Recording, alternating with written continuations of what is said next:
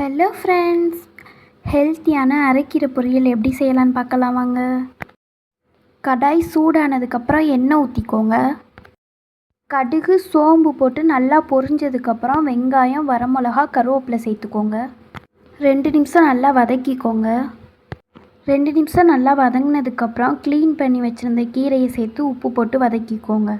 தண்ணி ஊற்ற தேவையில்லை, நல்லா வதக்கிக்கோங்க. நல்லாவே வதங்கிருச்சு.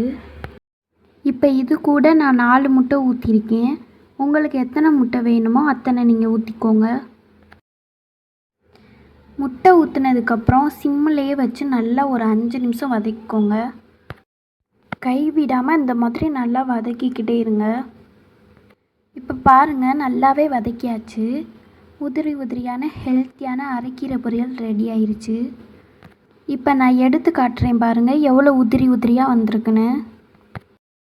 அவ்வளோதான், ஹெல்த்தியான அரைக்கீரை பொரியல் ரெடி ஆயிடுச்சு. இந்த மாதிரி நீங்களும் ட்ரை பண்ணி பாருங்கள். இந்த வீடியோ உங்களுக்கு பிடிச்சிருந்துச்சுன்னா மறக்காமல் சப்ஸ்கிரைப் பண்ணிக்கோங்க.